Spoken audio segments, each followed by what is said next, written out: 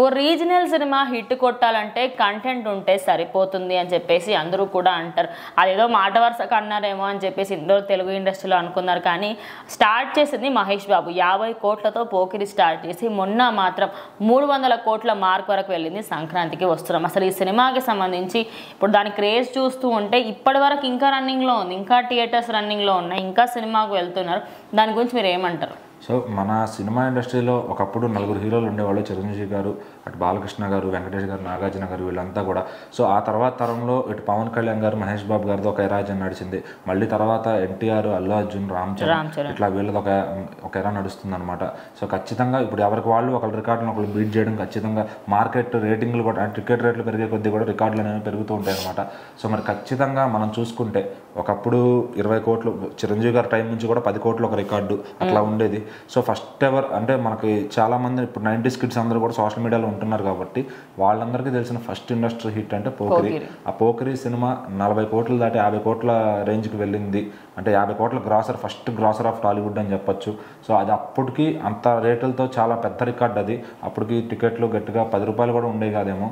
So AC థియేటర్లు అయితే 50 rupees ఉండేవి, 40 రూపీస్ అట్లా ఉండేవి. సో ఆ రేంజ్లో కూడా కొట్టింది అంటే పోకిరి, ఆ రేంజ్ అది. మరి ఖచ్చితంగా మహేష్ బాబు గారు అయితే ఈ 50 crore క్లబ్ అనేది స్టార్ట్ చేశారు. తర్వాత మళ్ళీ ఒక 3 ఏళ్లకి 2006 నుంచి 2009కి చూసుకుంటే అప్పుడు మగధెర వచ్చిందనమాట. ఇక మగధెర మేనియాతో దేశమంతా ఊగిపోయిందని చెప్పాలి ఖచ్చితంగా. First 100 crore for TFI. అంటే ఒక పక్కన తమిళనాడులో శివాజీ సినిమా ఒకటి వచ్చింది, ఫస్ట్ 100 crore సినిమా. అటు పక్కన గజనీ వచ్చింది హిందీలో. మరి మన తెలుగు వాళ్ళకి రాలేదు అన్నప్పుడు రాజమౌళి గారు రామ్ చరణ్ పెట్టుకుని అయితే సాలిడ్గా కొట్టారని చెప్పొచ్చు. 100 కోట్ల సినిమా అనేది చాలా మందికి అప్పటికే డ్రీమ్.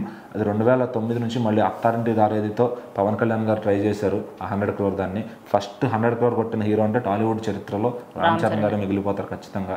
సో మళ్ళీ తెలుగు సినిమా ఇంకా ఆడుతుంది, పెరుగుతుంది, టికెట్ రేట్లు పెరుగుతున్నాయి.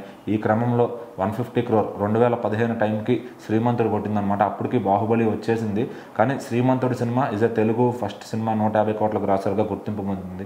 సో మళ్ళీ మహేష్ బాబు గారు ఇక్కడ రికార్డు పెట్టారనమాట. ఆ తర్వాత ఇంకా మహేష్ బాబు గారికి అయితే ఎక్కడ స్కోప్ దొరకలేదు అనిపించింది నాకైతే. ఎందుకంటే ఆయన చేసే సినిమాలకి ఇప్పుడు పాన్ ఇండియా ఎరాలో ఆయన సినిమాలు చాలట్లేదు బాక్స్ ఆఫీస్ దగ్గర. బట్ అయినా కూడా బాగానే లాక్కొస్తున్నారని చెప్పాలి. సో మళ్ళీ నెక్స్ట్ 200 కోట్ల క్లబ్లోకి రంగస్థలం ఫస్ట్ ఎంటర్ అయింది, 200 crore ఫస్ట్ గ్రాసర్గా. మళ్ళీ రామ్ చరణ్ గారికి ఇక్కడ 2 రికార్డులు వచ్చినాయి.